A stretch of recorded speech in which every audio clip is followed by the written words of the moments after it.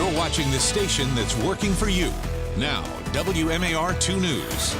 I'm Christian Schaefer with your WMAR 2 News update. Baltimore City Mayor Jack Young walked through a neighborhood in East Baltimore and it was clear he did not like what he saw. It was in the Elwood Park area, so northeast of Patterson Park, right near Pulaski Highway. The mayor, during that anti-violence walk, called parts of the area, quote, filthy and dirty. Now, this walk was planned about a month ago, long before President Trump started tweeting criticisms of Baltimore and its leaders. People who live in that neighborhood say they've been asking for the city to help clean it up and also calling on each other.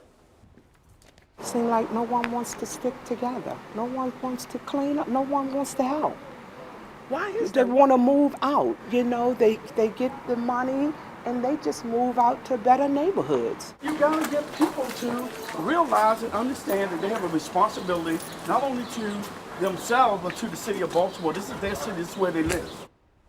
Yeah, members of the mayor's staff joining him on that walk with the mayor, asking them to take care of the things they saw, including the piles of trash and cracked sidewalks all around the Elwood Park neighborhood there in East Baltimore. However, Baltimore City's Department of Public Works and Solid Waste, the places charged with cleaning up some of that stuff, have been paying employees for hundreds of hours that they didn't work. That's according to a new report from the city's Inspector General's office, which found that those departments wasted thousands of dollars on unearned overtime, according to management's interpretation of union rules. And this is in the OIG report. Trash collectors can only be assigned one route per 10-hour shift. The Inspector General found that routes, though, could only take 6 to 8 hours to finish. Workers still get paid for 10. But then even beyond that, the report found that if crew put a second route on that same day, they would charge overtime, even if they could finish it during that original 10-hour shift. DPW plans to buy some new software trying to optimize the daily routes, and the city is negotiating on a new memorandum of understanding with the union that represents those sanitation employees.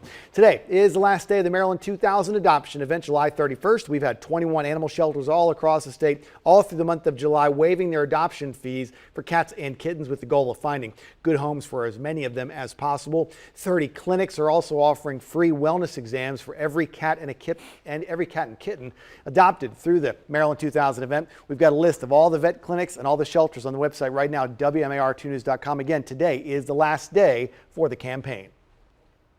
And now from WMAR 2 News, Maryland's most accurate forecast. All right, happy Wednesday, everyone. We are getting up and over the hump, but it is going to be a bit bumpy as we get over that hump for today, as we do have some severe thunderstorms that are possible this afternoon. The humidity is going to continue for today, and then more seasonal temperatures will be on tap for today as well. Yesterday, we came in at 98 degrees. Yes, we tied a record that was set back in 1940. Muggy meter today is going to stay on the high side of things, so we're still going to be quite miserable. The air that you wear not going anywhere anytime soon. We're not going to set any type of records for today. Actually, we're going to finally break the heat wave.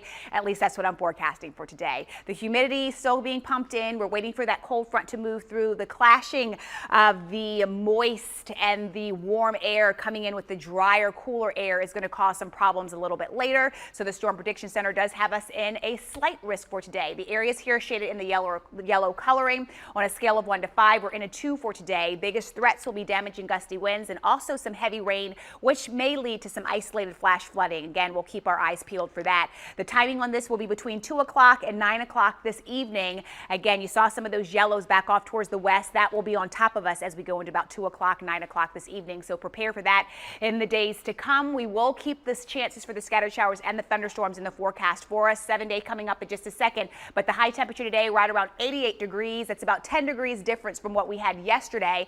And once again, Christian, the thunderstorm activity really not going anywhere anytime soon. Thanks very much, Lynette. This Wear Orange Wednesday is also the final day for the trade deadline for the Baltimore Orioles. 4 o'clock this afternoon. We'll see if they make any moves before the deadline. That's all the time we have for now. Stick with us online at WMAR2news.com all day long for updates on top stories and breaking news. And for news and weather on the go, you can always download the WMAR2 News app. It's in the App Store. You can get live radar on there and breaking news alerts sent straight to your phone or tablet.